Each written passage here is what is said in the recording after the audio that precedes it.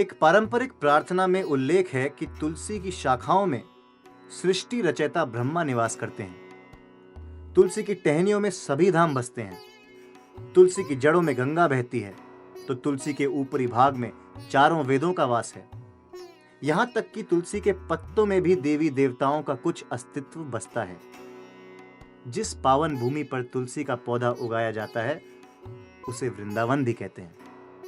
मंदिरों में दर्शन करने जाने वाले सभी भक्तों को पुजारियों द्वारा तुलसी का पत्ता पानी के साथ दिया जाता है, जिसे वो दोनों हाथों से स्वीकारते हैं और उसे माथे से लगाकर फिर मुंह में डालते हैं।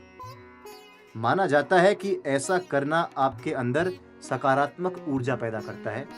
तुलसी एक देव वृक्ष है, भगवान नारायण की अर्धांगिनी है, पत्नी है, और उनकी पूजा करने से भगवान नारायण स्वयं जैसे इसमें विष्णु और लक्ष्मी दोनों प्रसन्न हो जाते हैं और घर में सुख शांति रहती है।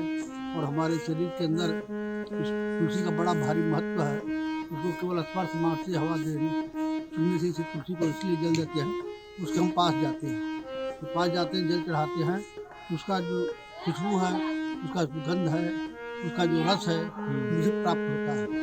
इसका भी फ्रेग्रेंस अलग होता है। इसका जो ब्रांच अगर आप देखेंगे ये स्क्वायर होता है। This is not round, this is square. तो ये वाइल्ड है एक्चुअली। इसका स्मेल देखिए, इसका एरोमा बहुत अलग होता है, बहुत ही ब्यूटीफुल। उससे जो है अनेकों प्रकार की व्याधियां हमारे शरीर के अंदर जो होती है वो अपने आप हट जाती है। तुलसी में बड़ी भारी गुण है, जैसे ग्लोई में आयुर्वेद में बहुत महत्व है, उसी तरह इसमें भी 36 प्रकार के गुण होती है। आपके माउथ अपर रेस्पिरेटरी सिस्टम के लिए काफी अच्छा है। तुलसी के, कपूर के इसमें जो गुण है, या कृष्ण तुलस बोलिए आप, तो इसके अपर रेस्पिरेटरी सिस्टम में आपको काफी इसका बेनिफिशियल है। ये ब्लड सर्कुलेशन भी अच्छा करता है, आपको ब्लड क्लींजर भी थोड़ा बहुत इसका अंदर बहुत अच्छे गुण होते हैं जो ब्लड क्लींजिंग के लिए भी रहते हैं। कफ, फीवर, काफी इसमें इसका डिकॉक्शन यूज किया जाता है।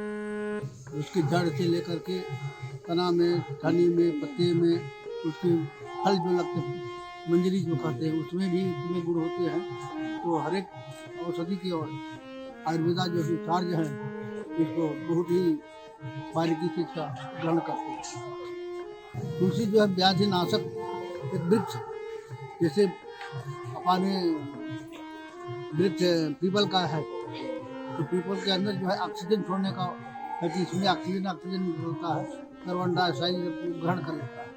उसी तरह उसी के अंदर जो है प्राण में प्राण जीव भी कहते हैं, जो जीव को प्राण देने की शक्ति की होती है। तुलसी के है जैसे जल चढ़ाते हैं, तो जल के बाद उसमें रोली, मौली, अगरबत्ती, धूप, दीप, उसके बाद थोड़ा सा भोग लगाते हैं, नैवेद्य, इसे पूजा करके शिव परिवार के लिए, अपने परिवार के लिए आदमी खुशियाँ मांगता है, आरोग्यता मांगता है। जो तुलसी से मांगा जाए, लक्ष्मी प्रसन्न हो जाए तो हर संभव चीज है। तो दुर्लभ से दुर्लभ चीजों को भी तुलसी मैया जो है प्राप्त करा देती है। विष्णवे नमः भी बोलेंगे, फिर हम तुलसी पर भी हल्दी का टीका लगाएंगे।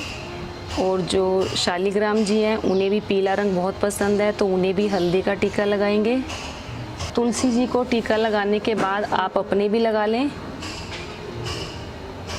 और अपनी मांग में भी भर लें। फिर तुलसी जी को चढ़ाएंगे फूल और शालिग्राम जी को भी फूल चढ़ाएंगे।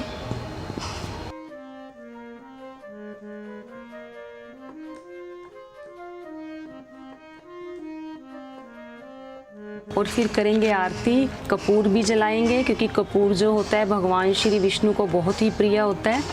और तुलसी माता की आरती करेंगे। तुलसी महारानी नमो नमो, हरि की पटरानी नमो नमो, ठाकुर जी की प्यारी नमो नमो, तुलसी महारानी नमो नमो। धन तुलसी पूरन तप कीनो, शालिग्राम बनी पटरानी। नमो नमो तुलसी महारानी, नमो नमो। 56 भोग 3600 व्यंजन, बिन तुलसी हरि एक न मानी। नमो नमो तुलसी महारानी, नमो नमो। हरि की पटरानी, नमो नमो। ठाकुर जी की प्यारी, Namo Namo. Tulsi is auspicious in all respects, simply by seeing, touching, remembering, praying to, or simply by sowing this tree. There is always auspiciousness. इस पूजन से जो स्वागत महिलाएं हैं उनके लिए इसका बहुत बड़ा महत्व मिलता है। धन में सुख शांति और भगवान विष्णु के तुलसी जी के आशीर्वाद से सुख समृद्धि घर में स्थापित होती है और सबको इसका आशीर्वाद प्राप्त होता है। तुलसी जी का महत्व और इससे और अधिक महत्व है। तुलसी जी भगवान विष्णु के चरण छुआ करके उस जो गंगा जल को चरणामृत्यु कहते हैं, चरणामृत्यु पीने से अकाल मृत्यु का हरण होता है और अकाल मृत्यु हरणम सारी व्याधियों का विनाश होता है। विष्णु पाद करना और सभी व्यक्ति को मोक्ष प्राप्त होता है। तुलसी दल का जो चरणामृत रहता है उसको प्राप्त करने से, उसको जल को पीने से सबको मोक्ष को प्राप्त भी होती है। हिंदू धर्म के अनुसार कार्तिक शुक्ल पक्ष पूर्णिमा के दिन भगवान विष्णु और तुलसी जी के विवाह पूजन किया जाता है। उस दिन दोनों का वास पृथ्वी पर रहता है तुलसी का, इसलिए उनका अधिक महत्व बताया गया है। Yeah, a little different actually than Karpur Tulas. The color of the seeds are also different. What is this called? Thai Tulas actually. ये Krishna तुलस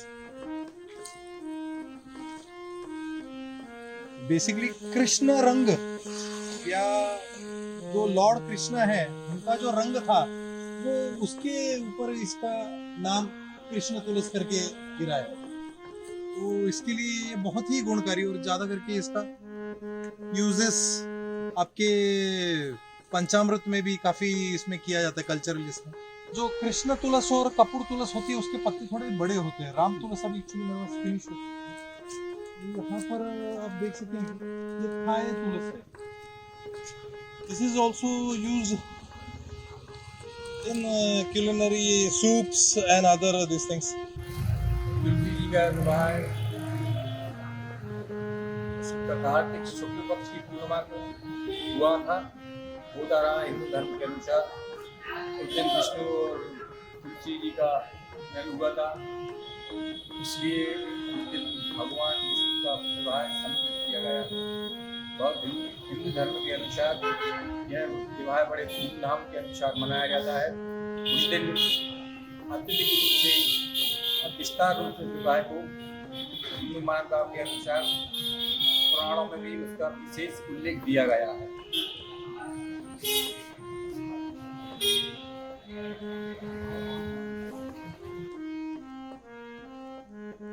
Tulsi is more than just a plant. It is the queen of Indian herbs.